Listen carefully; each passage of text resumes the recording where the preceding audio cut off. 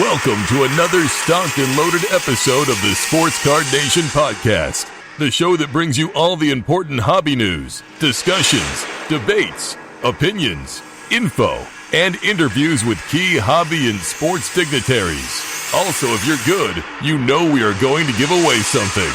Now, here's the guy that wanted the cards more than the gum.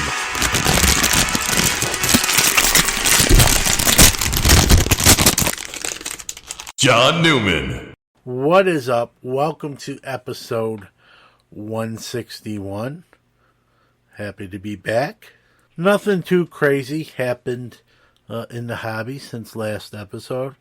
Oh yeah, one little thing. Fanatics acquired Topps. Obviously big news. If you listen to me at any kind of length, you know I'm a fan of Topps as far as them. Grew up on them. I'm from Brooklyn and was worried that those 5 letters may not live on. I believe that's not going to be the case now, and we are going to see Topps on baseball card products. But now, remember, when we talked about, or a lot of people have said, man, we'd love to get Topps basketball again, or Topps football.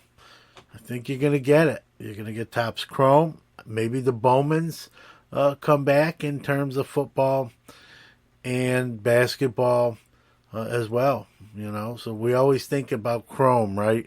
When Topps lost the basketball and football license, but they Bowman as well. So Heritage, maybe you see some Heritage football or basketball products. A lot of doors open with this. Smart on Fanatics' part to do it, if you ask my opinion. And $500 million is a lot of money, but for a brand like Topps with that pedigree, I think it was actually a very, very good deal in their favor. I hope hope there's not a lot of job turnover. Again, that human element.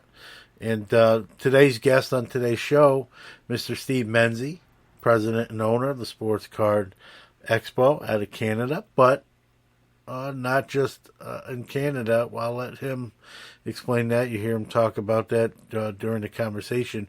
But, that conversation obviously was taped before the Fanatics acquisition of Topps occurred. So you're going to hear us talk about that, obviously without the knowledge that it was happening for sure. So just keep that in mind. So I think overall it's going to be good. I've said before, the Fanatics getting the license, there'd be pluses, pros and cons, if you will.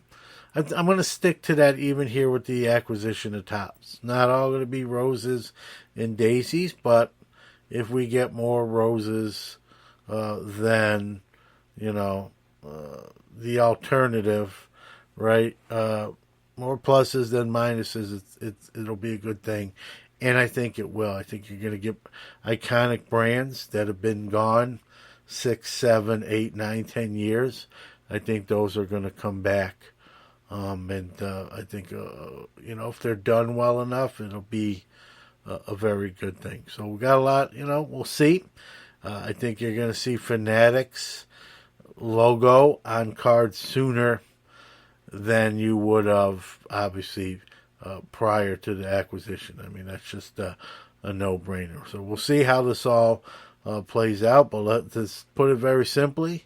Things just got more interesting. So, got a great guest, Steve Menzie, as I said, talk about the hobby, talk about how he, acquired the Sports Card Expo and how he's taken it to new heights and some new stuff he's got in the works as well. So without further ado, let's get this show started. Hey there, this is John Keating from That 70s Card Show with a friendly reminder that the hobby is the people. What doesn't one of one card shop do? From box, case, and personal brakes, there's always fire being pulled. They offer bulk grading subs, and their large store located in Strongsville, Ohio, offers an incredible selection of sports cards, non-sports, and authentic autographed memorabilia. Steve and family will treat you right. Check them out on Instagram at One of One Card Shop or on the web at oneofonecardshop.com.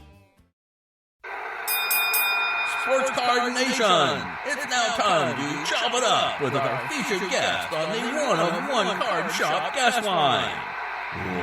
Let's go! Happy to be joined by my next guest here on Sports Card Nation. He's the president and owner of the Sports Card Expo, Mr. Steve Menzie. Welcome. Thanks, John. Great to be here. Thanks. I know.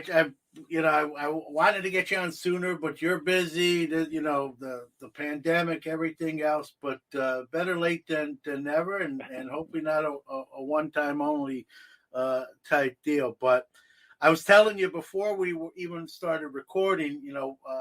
I've been to one expo, the one prior to the pandemic hitting, as a guest.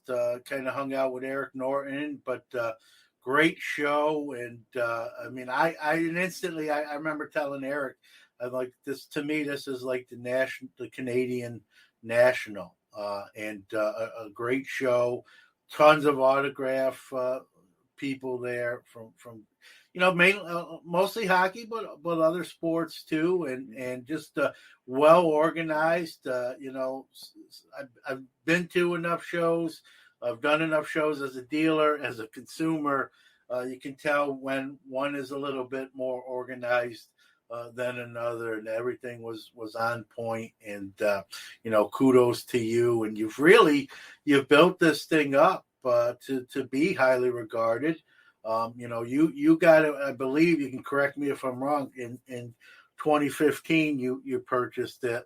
From what never been there prior to the one time I'm talking about, I have heard from others that it had sort of gotten trying to, kind of hit the wall, so to speak, or it kind of ran its course with the previous promotion and whatnot, and you sort of rebirthed it and moved it past where it was stuck into what we know it now, and still moving it forward as great as it is, and you're still moving it forward. And that's a testament to you.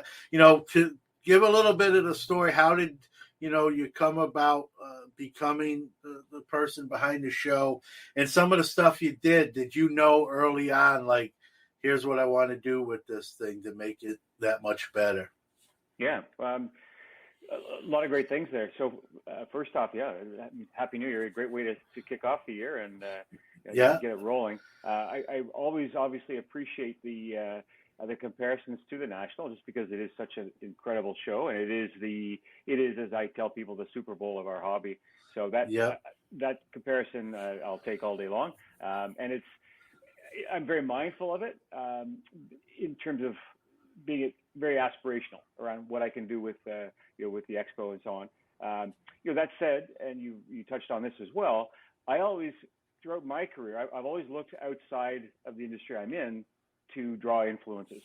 So I've had a couple of previous lives as well, as many of us have, but I always did that same thing, and I took what I liked out of other different industries and brought it to bear here. And to your question of how I came to be now the owner promoter of Sport Card Expo, prior to that, I was running Fan Expo in Canada, which is basically, it's Comic-Con in the Canadian market. And I'll make a long story less long, but the part of what we were doing in growing Fan Expo was we added sports in for a particular year, because we had more space to fill and that kind of thing. And Aman, who was the founder of Fan Expo, had previously been in the hobby, also the sports car hobby as well. So we approached Al, who was the previous owner and the founder. So Al founded the Sport Card Expo back in the early 90s. As you mentioned, by his own admission, he was getting tired. He had kind of been mailing it in the last couple of years. and he kind of figured, all right, the time was right. So when my time was done with the Comic-Con space, I went back to Al and I said, "Are you still interested in selling?" And he said, "Yeah." And we did a deal very quickly.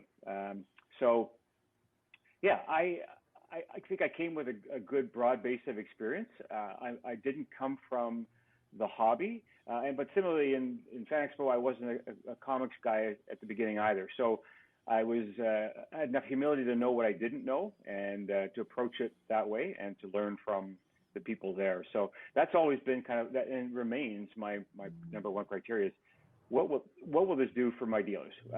How will they feel by it? And I always say I consider my dealers to be my number one stakeholders.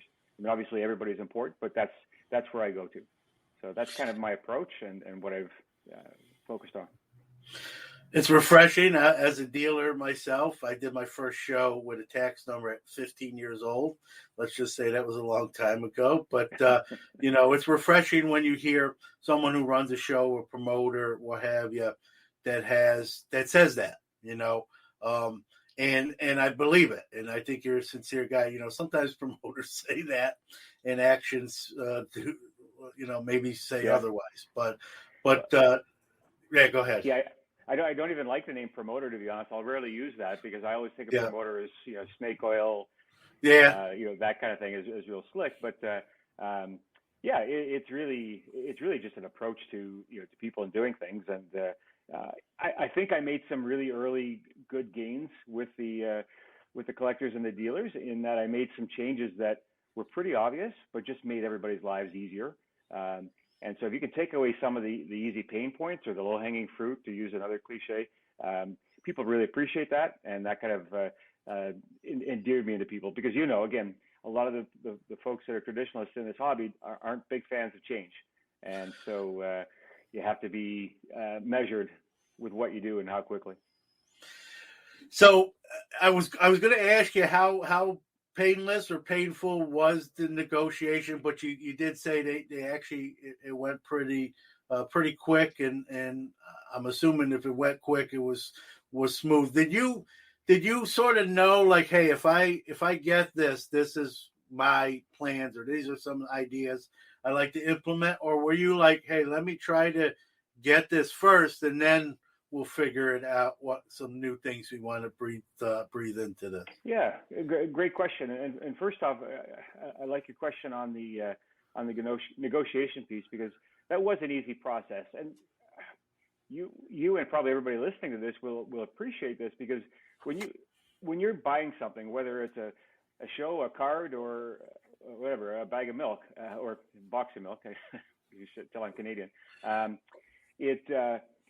You have in your mind what a fair value is, and so if the other person agrees with that, then it's pretty easy.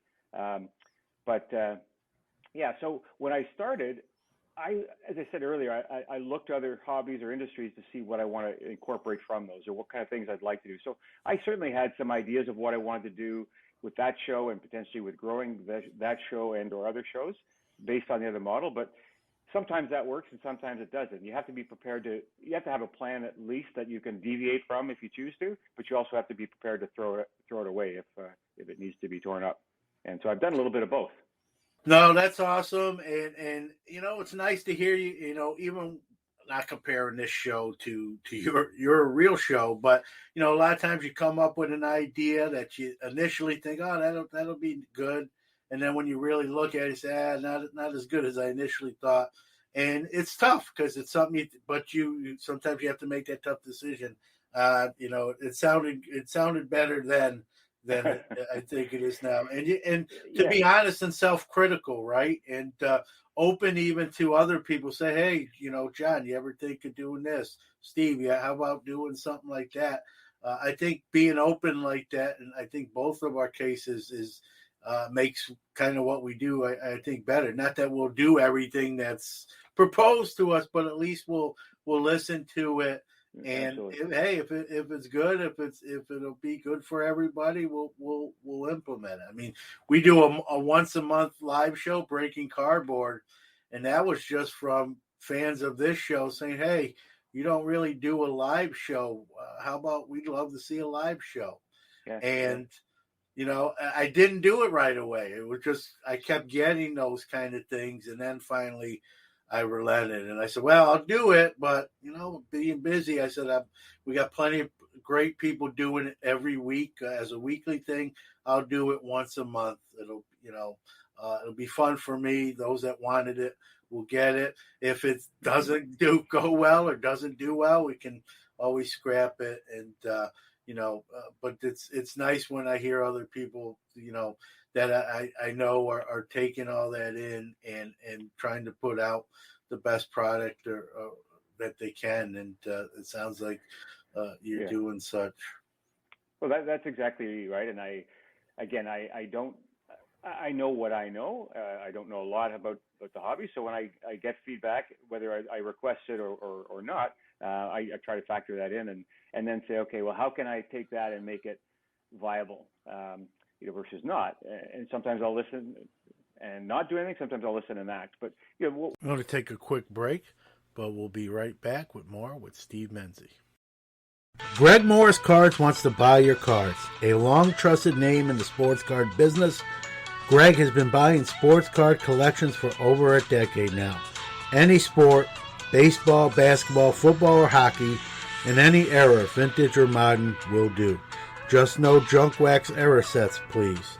To learn more and to sell Greg Morris your cards, go to www.gregmorriscards.com.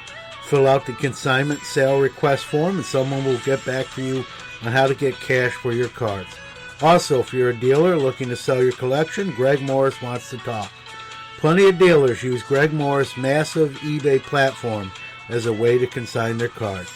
Take advantage of Greg's experience in the hobby to get more bang for your buck. We are back with Steve Menzie.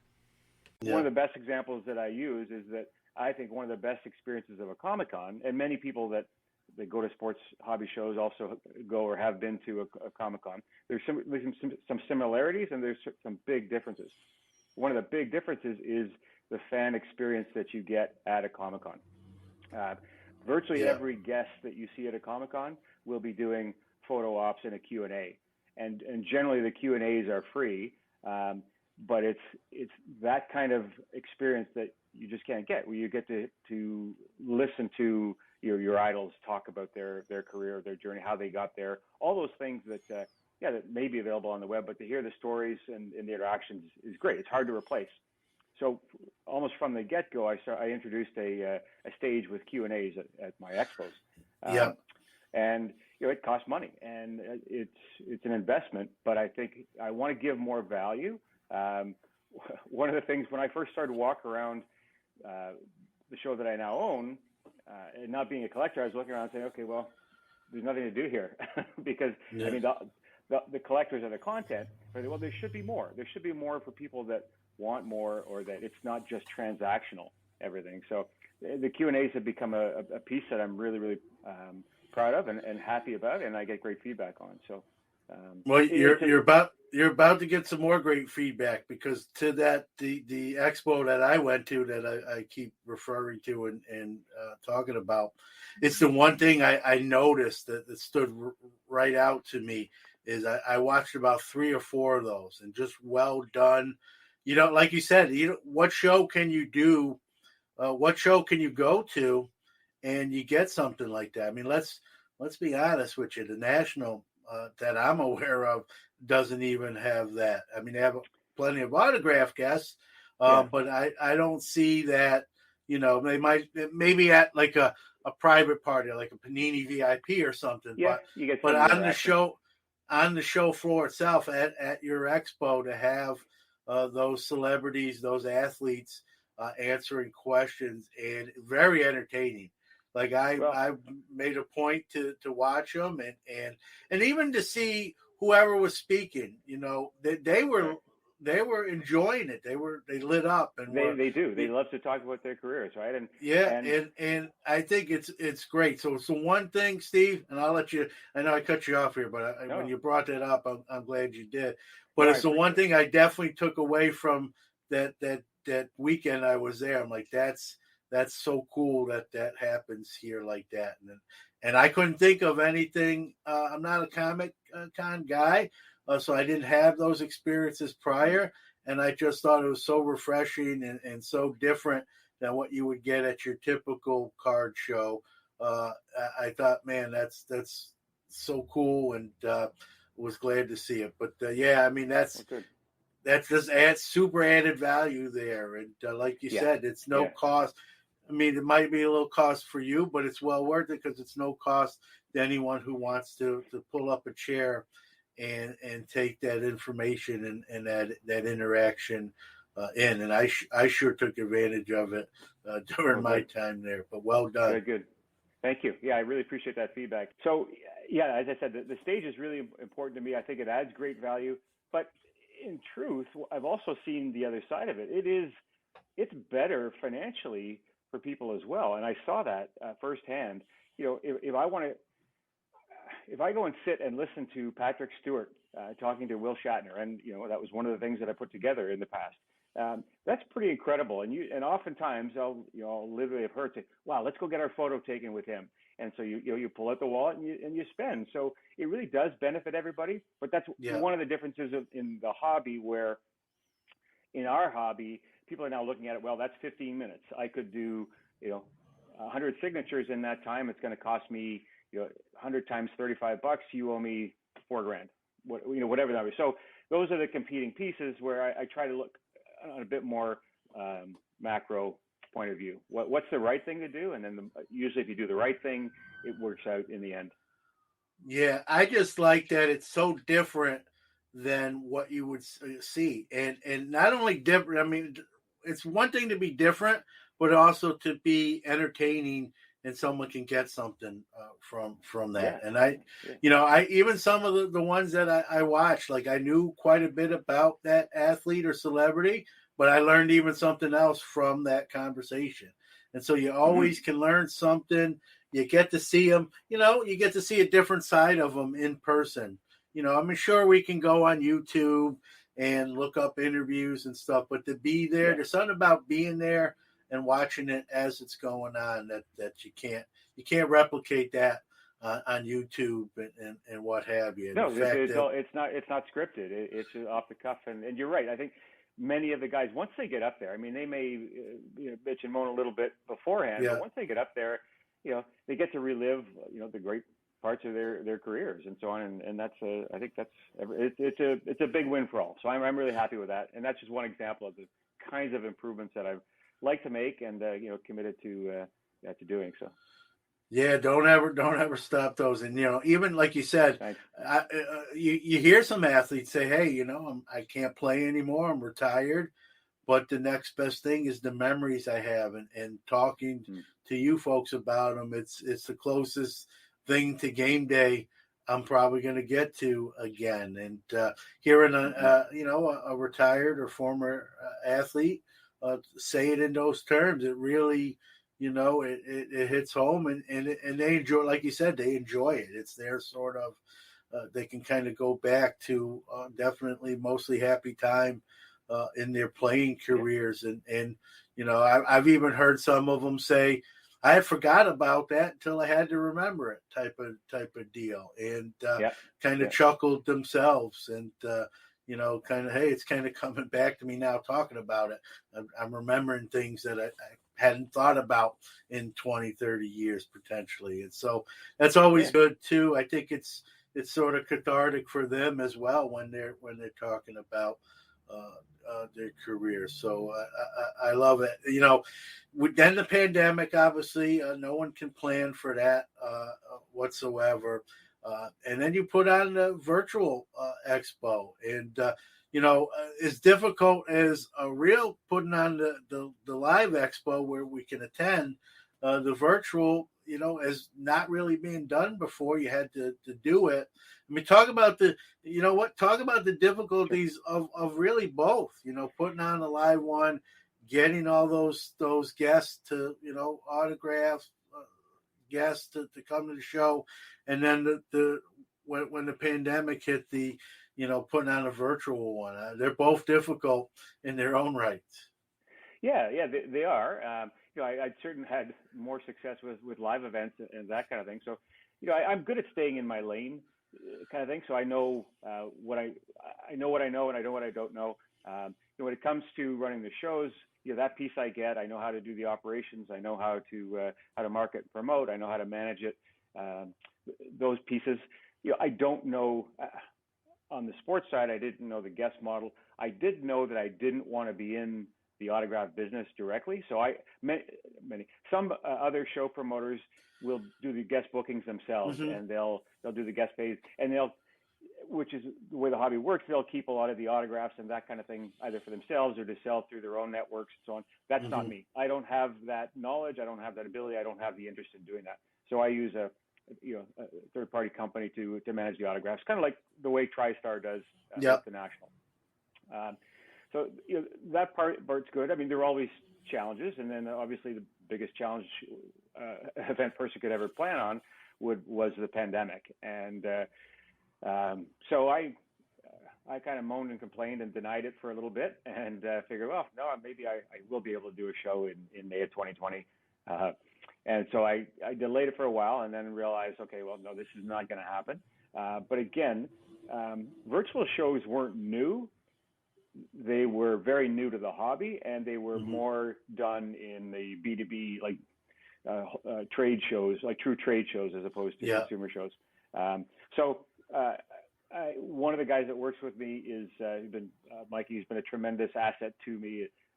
Had done a very deep dive into all the various platforms that you could pick for virtual shows. So he had done a lot of that research for me and said, yeah, we can do this. And again, in doing that, I thought about, all right, why do I want to do this? What's my goal in putting on a virtual show? And for me, it went right back again to the dealers. That there are some platforms that look much cooler and much nicer than the one that I eventually landed on. But my primary goal was, I want a platform that will allow my dealers to buy and sell, because that's what they're telling me they want to do. They don't care if they've got a cool avatar that looks younger or stronger than they do in person. They just want to be able to buy and sell and connect, with the people in the community that they can't see. And we did that, and it worked well. And I spent time talking to a bunch of the dealers in advance. We had a lot of learning sessions in advance so they could figure out how to use the technology. Because again, a lot of the guys that came into the first show are admittedly not tech guys. I'm not a tech guy, but they were very open, and I was really impressed with a lot of the guys that got engaged. That they were just really open to new ideas. For this hobby, which is often known for everyone being very conservative and not wanting to open to change, that was a big deal, and it was really successful. People were starved for content, so it went really well. I didn't end up getting the benefits from it that I expected, but I got other benefits from it. So it was a win. I mean, I don't do anything that I expect to lose money on. But you always, from a business standpoint, you want to make a profit from things. But what I got was more value than profit, if I can say that. In other words, I had over 5,000 people that had never been to the show attend the virtual show. And I had more than 10,000 combined the virtual shows that I did, but over half of those were net new to the show. They'd never heard of my show before or had never attended. So my database goes up, my brand is better known, it elevates me and the brand within the hobby a lot better, and all kinds of things flow from that. Plus my dealers did well from it. So it was a real win-win. eBay was a partner, and they loved it, and they added a lot of value to it. And then I did, I work with many of the hobby companies, and it improved my relationship with them. Because my show has historically been predominantly hockey, I've not worked directly with Topps and Panini before. This gave me the chance to work with them. I ended up doing a show. I helped Beckett produce their first virtual summit. Just because for the same thing, they wanted to do that. So it's really helped me, and it's been a great learning experience. It's allowed me to do a deeper dive into the hobby as well. Going to step aside to hear from one of our sponsors. Won't be long, but we'll be right back after that. The Sports Card Shop is your small-town local card shop with a global reach. Located in New Buffalo, Michigan, the shop is one of the most accessible in the Midwest. In addition to being an authorized Panini direct dealer, the Sports Card Shop carries all major trading card brands, including Topps, Upper Deck, Pokemon, Yu-Gi-Oh, and more. With all that new wax, 500,000 singles, and showcases full of graded cards, you're sure to find something great for your collection, whether you're just starting out or a seasoned collector. The Sports Card Shop is your one-stop shop. So call us, come see us, or visit us on the web and social media. Our phone number is 269-469-0140. Website is thesportscardshop@moco.com. The Sports Card Shop is part of the Moco Retail Group, connecting sports, the hobby, and people around the world. Sports Card Nation is back with Steve Menzie. Yeah, and you keep saying something that I want to touch on, like you mentioned about, you're sort of new to the hobby. In a way, that could be kind of good, Steve, because, sometimes, like you said, guys have been here a while, maybe a little jaded, kind of set in their ways. I think fresh eyes, a fresh perspective, someone that isn't maybe jaded by years of hobby tribulations and experiences. I think there's something to that. And I always say on this show, there's no pension plan for all my years in it to someone that just got in the last few years. I'm a welcoming guy. We need people in the hobby. If the hobby is going to be successful and thrive, whether you're doing it for money or not for money, doesn't make a difference. You need people in the hobby for the hobby to exist and be successful. So but there are some others that are a little bit more like kind of get off my lawn. But even being new, I don't even you sort of mention like I don't know, but I think that in a way that can be a positive as well, because you're kind of coming in at open. With an open mind, open perspective, willing to maybe do things differently, which is sometimes what is needed to breathe kind of new life into something, whether it's a business, a show, a hobby, whatever, a platform. I think that's a good thing rather than a negative. Yeah, and that's the way I look at it. I can be objective in looking at things that. There were lots of examples within Comic-Cons where, oh, wow, I'd love to have this guy come to my show so I can meet him. That didn't happen for me. I was able to say, okay, does it make sense? Is it who our audience wants? The same kind of thing happens. I can be objective. If a guy says, hey, I'm a little short on cash for my booth, but can I give you a whatever card? I now know, okay, and now I know I can tell whether I'm getting a good deal or not. But it's that objectivity has been helpful, but you know what I always do appreciate in anything that I am involved with is passion, and there's no shortage of passion in this hobby, and passion is a double-edged sword. Sometimes it's anger passion, and other times it's just joy, but that's okay. You got to take the good with the bad, and that's a great thing. So that's how I always try to look. Even when I get problems that come up or angry people, I understand that it's come from, well, I really wanted to meet whatever Stratus, but I had a shitty experience for this reason or that reason, and then just work it out. It's like there's no life secret that's unique about that. It's just how we all want to be treated in any part of our lives. Yeah, and I learned early on from my coaching football and baseball, you can't win the whole room, you can't please everybody, but if you can please the majority, you're doing something good. You mentioned the virtual kind of gave you an opportunity to get to know Topps and Panini a little better. Obviously, the real shows you've gotten to know Upper Deck being hockey. We got the news this year that it's the one license that's not going to change hands. They're going to keep the NHL license. I can only speak for myself in saying that's great news as far, in my opinion. I venture a guess. I'll ask you, but I venture a guess you sort of echo that. Are you glad that Upper Deck retained that NHL license? Yeah, I am. I hesitate for a couple of reasons. Not that I am glad to get it. I have a great relationship with Upper Deck. Obviously, they're tremendous for hockey and for sports in general. So I'm super happy about that. I'm super happy that they determined that now, because it gives the time to and like the plan.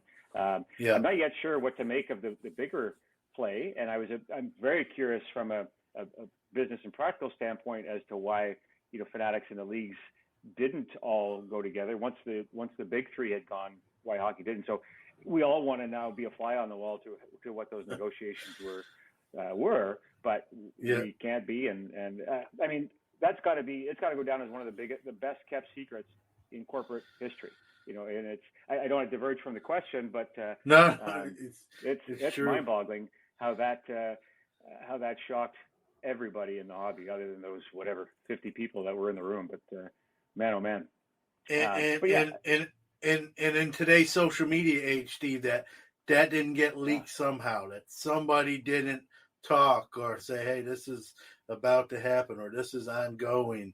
Like, it's amazing. Like, I joked on my show, all those people should be like drafted into the CIA. I mean, the fact that they could keep that, that tight lid and whatnot. And, in Topps' case, it was real damaging because they were about to go public, and literally the day before, and that derailed that. And not to make this CNBC, but if you know anything about Michael Eisner, he's used to winning the majority of those, and this was the rare time he was on the other side of that coin.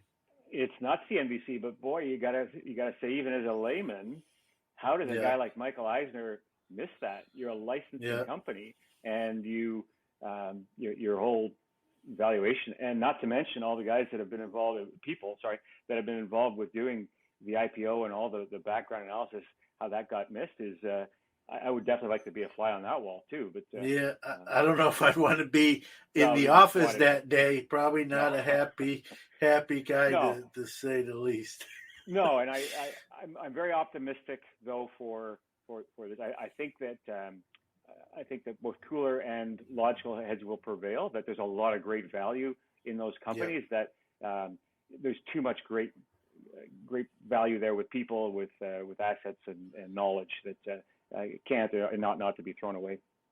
Yeah, which leads me. I got to ask you. I know they're like 2 years out from actually producing products. When they take over the licensing, have you had any preliminary contact with Fanatics as far as incorporating them?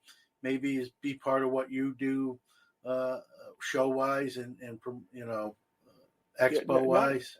Not since all this went down, because I'm sure a lot of that is still being formed, as we speak. I have worked with Fanatics. Fanatics has been involved with my show in the past, but the markets, how companies sell is an evolving thing. It's always very, very fluid. And Fanatics, they built their whole model on the direct-to-consumer basis. Now that said, they also sell, they sell to dealers, they sell direct. So they were involved with the show. They've been great to work with in my experience, my limited experience, but they know what works, and man, they've done a lot of great things for the hobby, but there's a lot of wait and see is going to need to happen.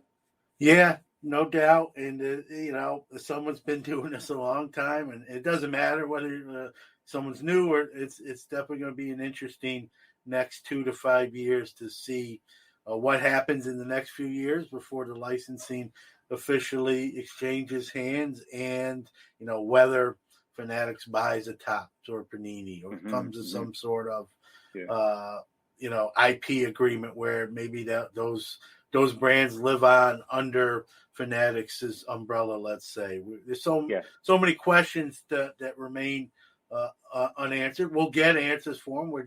We're not at that time yet, and it'll be interesting to see as time ticks by what actually shakes out. And then 2 years when there's actual products to be made, in what form or fashion, and under what kind of agreements that they come. And go ahead. Make no mistake, it's a seismic shift in the hobby, and the hobby will never be the same. But and I think many people, human nature is initially, how do I protect what's mine or what's going to happen to me? And I think you need to get through that initial fear to say, okay, where's my opportunity? And the great thing is we all have a big enough window that we can now say, all right, what does this mean for me and how can I benefit from it? Everyone's talking about the change in the hobby and so on, and it's been massive, no doubt. I like to think of it more as an evolution of the hobby, and think, where is it going and what can I do to be on the right end of that, and make it a better product. There's a lot of great things that are coming into it. And what I like the word evolution more than change is that the great thing is the hobby gets to keep all the things that make it great to guys like yourself that have been in it forever. You can still go to shows like mine or the National and meet all the guys that have been in it forever, and have some really cool stories and items and collections and all of that. But now there's a lot of great new energy and excitement, new products, new people, which it makes it better, I think, in every respect. Yeah, and it's important too. I mean, like I said, we need, any business, right? Going to step aside for another break, but right after that, we'll be back with more with Steve. Hey everybody, have you heard about Collectible? It's the one-stop shop where any collector can buy and trade affordable shares in some of the most rare and valuable sports cards and memorabilia in the world, starting from just $5.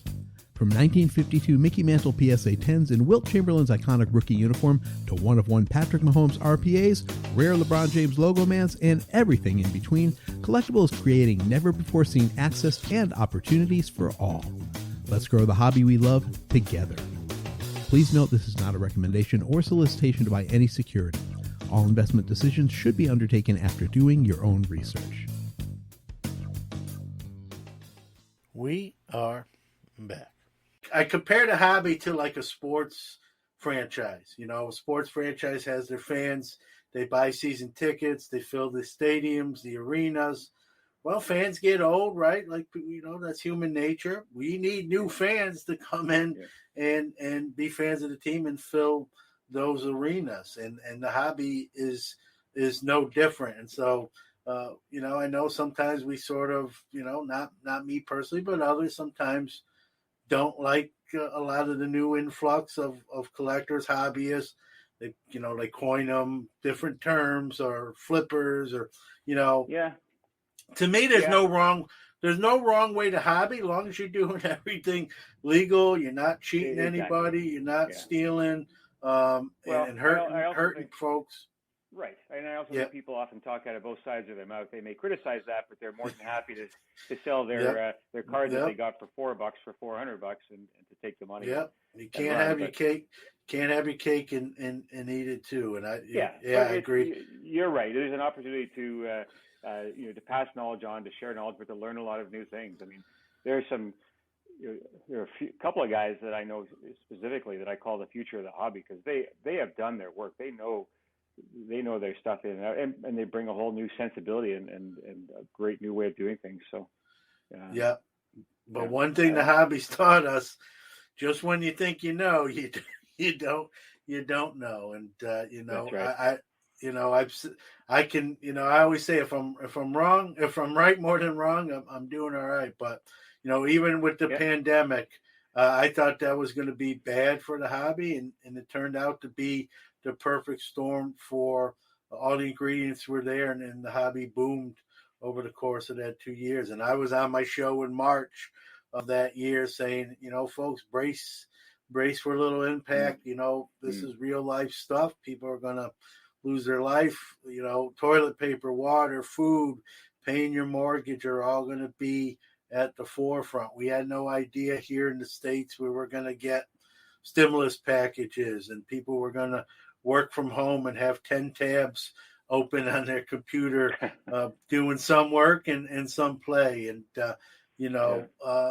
and we seen what happened. So I always say, even with all my years of experience, for the 2 cents that's worth, I was wrong on my prediction of what I thought was going to happen. And sometimes that's the hobby in a nutshell. We just don't know what's going to happen. And that's what keeps me on the edge of my seat. And for an old guy in the hobby, it keeps me a little bit hobby young, because it's interesting and curiosity and And and the passion. You mentioned an important word, the passion, right? You care about the hobby. And even some of those, we talk about them, the guys that have been in the hobby a while that maybe aren't receptive to new folks. They're passionate too, but maybe, in a different sort of way. But, they're a little more self-centered, if you will, than looking at it from a broad perspective. But to each their own. We talk about life. I want to talk about something, we've always on the show talk about stuff outside the hobby. In 2016, you rescued a gentleman. I read about that. I thought that was, number one, awesome. That, I know you said right place, right time, but, you believe in some things, you were sort of meant to be there. And, a gentleman was kind of caught in between a rock and in a waterway for a while. You were walking your dog. I'm going to let you tell the story. But you just came upon this gentleman and freed him. Then you went home and got some water, a blanket, and, the authorities were called. And, that could have had a different outcome had you not been there. Kind of to speak to that day, I'd like to hear about it, if you don't mind. Sure. No. I'm happy to. I mean, it was a great experience for me, and certainly for the other gentleman. But I remember quite well. It was a hot July day. Sorry, the day before, and I remember because I was on my motorcycle, and there was a torrential downpour in the city. I had to pull over my motorcycle and wait it out under an overpass. But invariably, and where I live right on the lake, and it's an area called the Bluffs, and there's literally 300-foot sandstone bluffs that are there.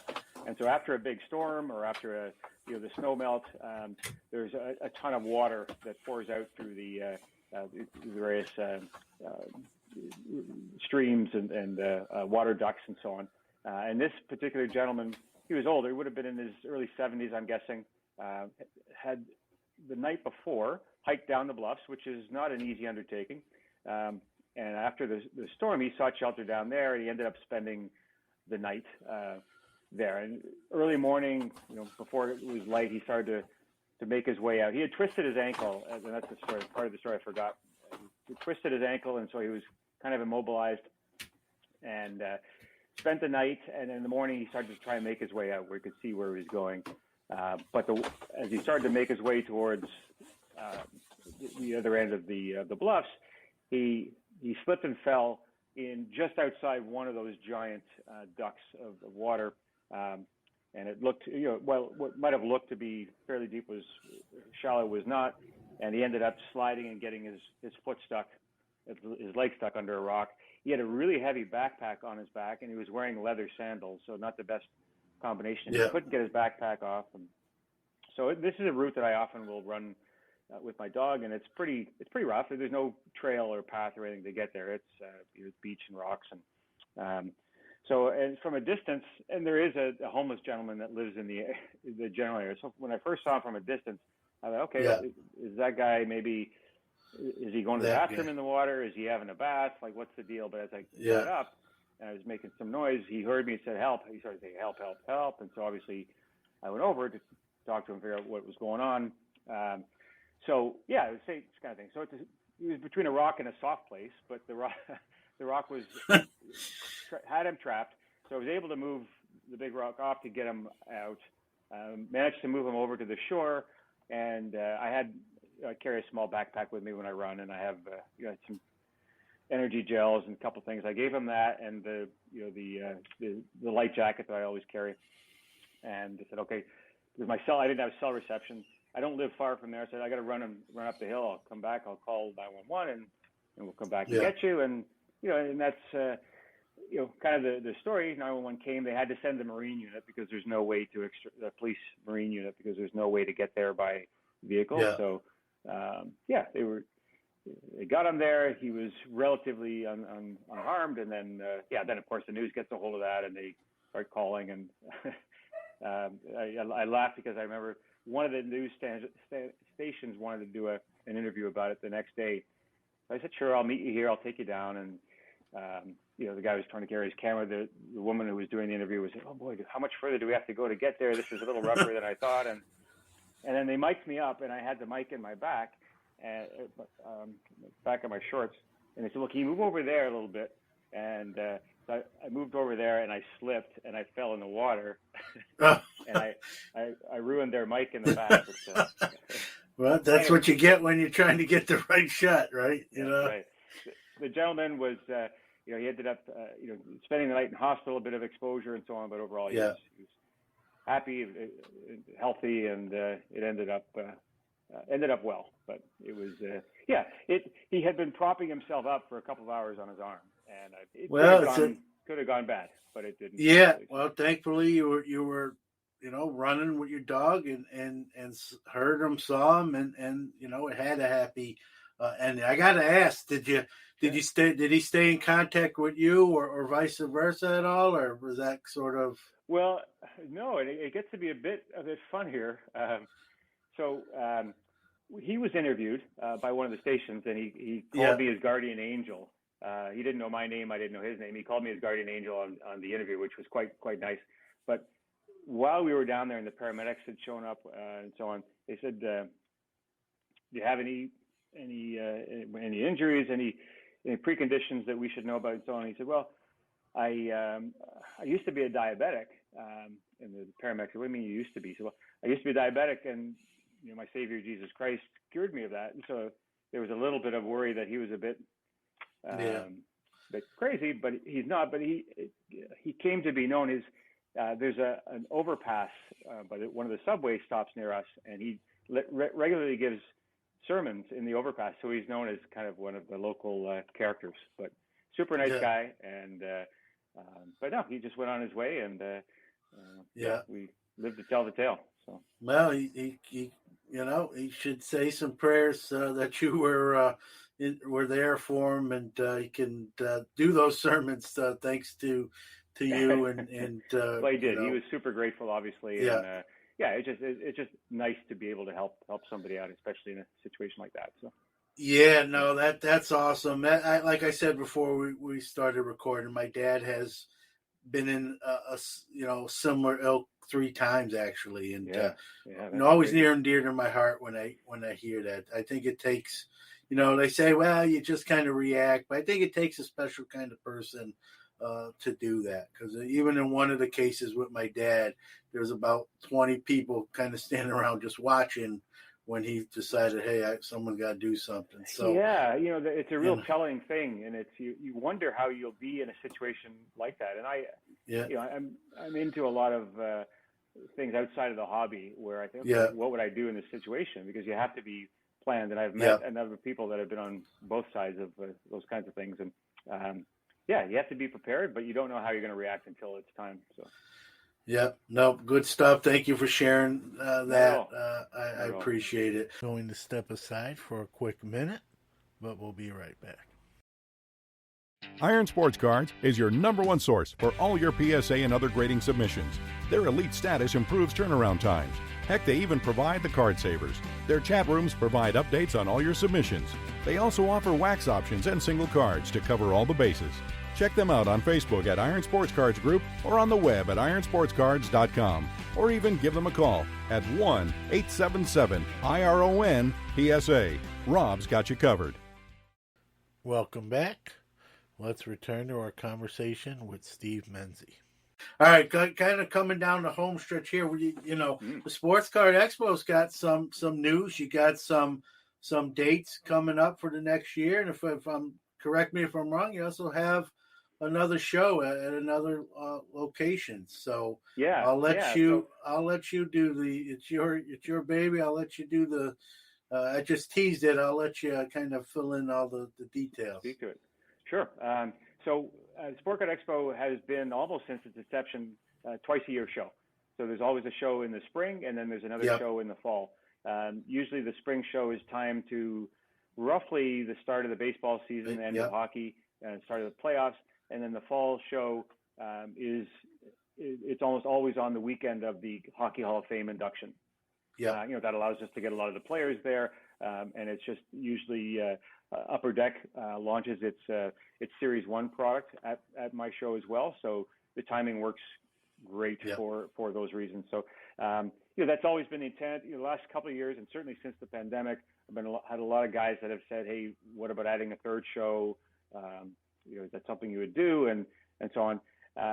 They were asking me for a third show in Toronto, but I've now announced a third show, but it's going to be in Edmonton, Alberta, which is a key hockey market, but it's a key sports and collector market.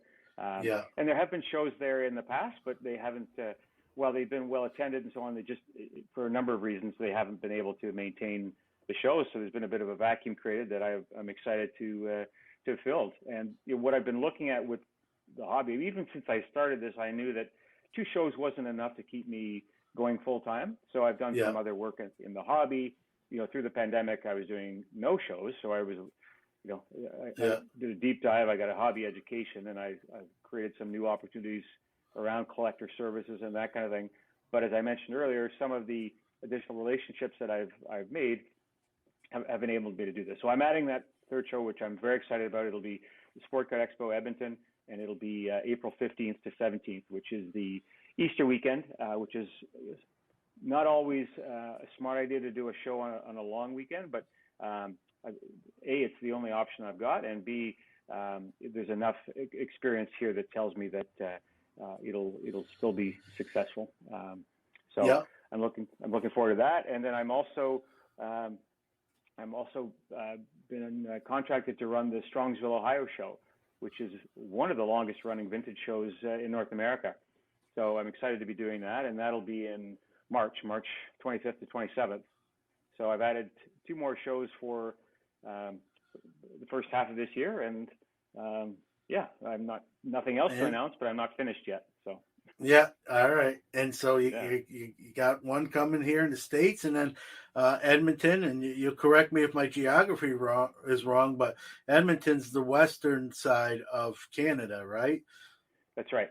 Yeah. So you sort of got both hemispheres now with the expo. So for folks living in Edmonton, I don't know, how far is Edmonton from Toronto? Oh, it's a 3-hour flight or a 2-hour flight with time difference. So it's kind of north of Montana. So to give you kind of some perspective, but it's not a drive, but there are a number of guys that do both shows. There's another great show in Vancouver that'll be the week before. So it runs twice a year as well, and it's run by a collector and a guy who I've become quite good friends with as well. And so his show will run the week before, and I think a lot of collectors will go from his show to my Edmonton show, and then 2 weeks later to the big Toronto show. Yeah. And is the Edmonton show, Steve, going to be basically patterned after the Toronto version? Yeah, it'll essentially be the same model, on a smaller scale. And it's interesting because many shows are pretty similar. You could be dropped in a show and you wouldn't know what show or what city you were even in. But I'm also being mindful of that. And there's some really neat new things happening. I'll be doing another virtual show this year as well. eBay's been very happy with that, and I'm very happy with my partnership with eBay, and they want to continue that. So I'm looking at doing a hybrid version as well. So where there can be some, for those that can't physically make the show. So there's some things like that I want to continue to introduce to keep evolving the on-site show experience and to make it better for dealers. So yeah. Well, that's awesome. And you mentioned like some dealers may do both of those shows, which is awesome. But for hobbyists in that area, maybe a hobbyist that couldn't make it to Toronto for the expo now has the expo closer to home, and they can get that experience where before it was just too many obstacles to get through to make it happen.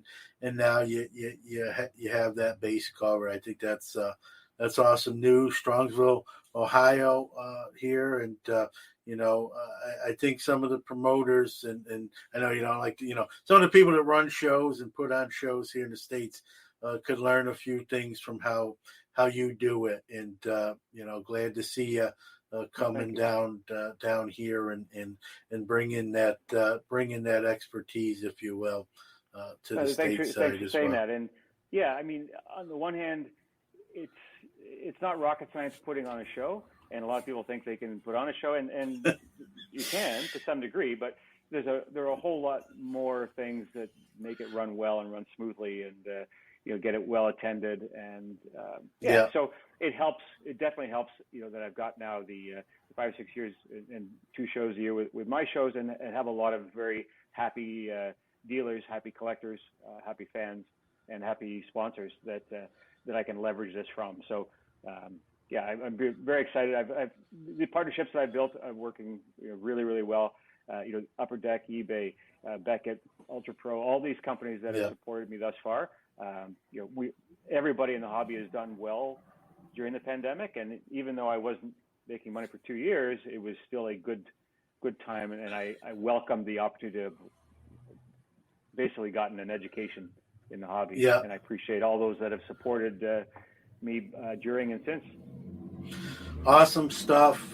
Good to hear, and like you said, more stuff coming that can't be announced yet, but will be when the time is right, and that's awesome. And glad to have you on, and you share some of that stuff with myself and the listeners as well. Continued success, Steve. I always give our guests sort of the final word. Give out your websites, anything where people can find out all this information and what they'll need. Go. The floor is yours. Take your time. Yeah. Well, thanks for the opportunity. I mean, I've known the podcast for a while, and I appreciate it.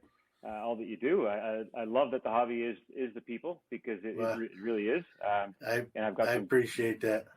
Yeah, some great folks that I've met, and it definitely helps to have those relationships. So I've got a lot of energy still for this hobby. I'm very intrigued by both the history of it as well as what the future brings, and I'm always looking for more opportunities. But yeah, sportcardexpo.com and it's Sport Card Expo, not plurals. Sportcardexpo.com is where you get information on any of the current shows, or where you can contact me if there's anything at all you want to talk about, good, bad, or otherwise. So all right. Thanks again for the opportunity to keep spreading the gospel of the hobby.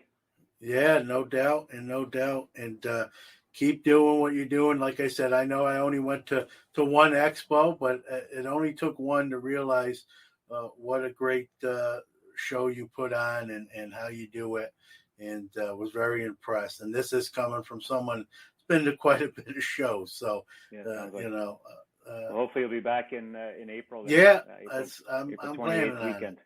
Good. Yeah. Awesome. All right, Steve. Thank you. Thank you, John. Pleasure. Pastime Marketplace has a line of graded card cases that are waterproof, airtight, dust-tight, and hardened to protect and organize your valuable collection. Each of our cases come with pre-cut and pre-formed foam, so you don't have to cut and tear the foam when you get your case.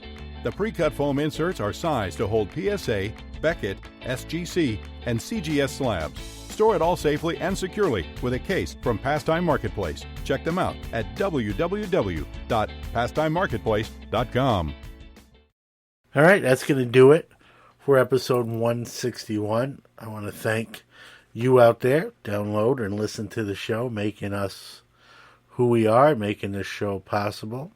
I want to thank my guest today, Mr. Steve Menzie, sharing some insight of some of the stuff he does behind the scenes to put on some great events and some new things coming your way, including here in the United States, starting with Strongsville, Ohio, and I got a feeling there's going to be more after that. And he does a great job with his shows, as you heard me talking to him about my attendance at the Toronto Expo and with Q&A, and it's just a little bit different. He does things differently, but better, more. I had a great time when I was there. So now we're going to Edmonton, and so he's bringing those sort of activities to different locations, and I think that that's a good thing. So it's an interesting time in the hobby with these acquisitions and team ups and all that fun stuff. And buckle up. That bar's coming down, and this ride's in motion. And, again, it's going to be some bumps here and there, some quick turns, some drops, some rises that going to be in for who knows what. So, but that's what makes participating in this hobby fun. Next week's show will be Gideon's Gallery, a store here in Syracuse. Matter of fact, about 3 miles from my house. Going to talk to Josh and Anthony. Went to their trade night, their third one that they had, and then we did a little interview after trade night was wrapped up, and we'll air that next week. Two great guys. Now have our second card store here in Syracuse, and ranks number 1 in my books when I compare the two. So we'll talk to those two young guys about their venture, how it started, what it is, and some future plans on their part as well. So, if I haven't told you already, 2022 is underway. Hoping you and yours have a safe, successful, and happy New Year.